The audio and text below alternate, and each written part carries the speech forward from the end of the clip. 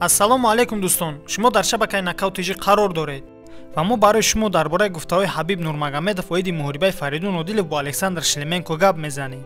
дар ягон ҷо ба ҳузур шуда лайка зехнед, мо боша видеоролика сар мекунем.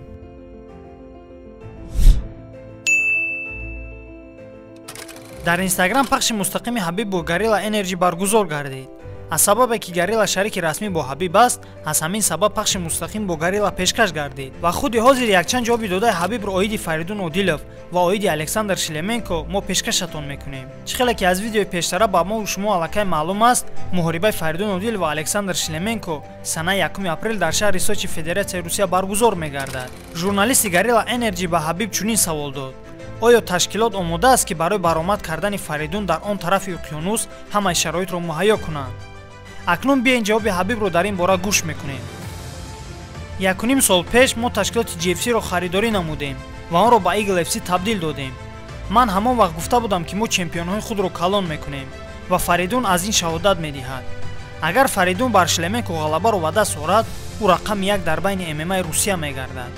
агар Шлеменко ғалабаро ба даст орад, пас мо бо ӯ шартнома мебандем. аммо дар ин бора мо баъди муҳориба гап мезанем. чӣ хеле ки мегӯянд ҳамаи кор вақту соати худро дорад. ҳеҷ чизро рӯйпӯш кардан намехоҳем. агар ту бо ҷанговари хуб ки номаш машҳур аст шартнома бастан хоҳӣ, ту бояд инро бо шартномаи дар дастдоштаи худ исбот кунӣ. баъди муҳорибаи Одилов Шлеменко мо чӣ кор карданием? мо мехоҳем бо Шлеменко шартномаи нав ба имзо расонем. агар Фаридун Шлеменкоро шикаст диҳад, мо дарҳол оиди ташкил кардани муҳорибаи Одилов Минеев дар турнири якҷоягии AMC Fight Nights дар моҳи сентябр корро оғоз мекунем. аз ин рӯ ҳар кадоми онҳо ғалабаро ба даст орад, ташкилот бо ӯ пешравӣ кардан мегирад. аз ҳамин хотир ин қонуни бозӣ аст. ту ғалаба кардӣ, ту ҳама чизро мегирӣ. агар ту шикаст бихӯрӣ, ҳеҷ гапе не. ин намуди варзиш чунин аст. ин футбол нест ки имрӯз шумо бохтеду пагоҳ селфи карда сурати худро мегузоред ки шумо хушбахт ҳастед. дар ММА агар ту ғалабаро аз даст диҳӣ, барои ин бохт пардохт кардан душвор мегардад. аз ҳамин сабаб баъди 1 апрел бо ҷанговари ғолибшуда нақшаҳоро ҷойгузорӣ мекунем, гуфт Ҳабиб Нурмагомедов. албатта шахсан худи ман ба гуфтаҳои Ҳабиб розиам.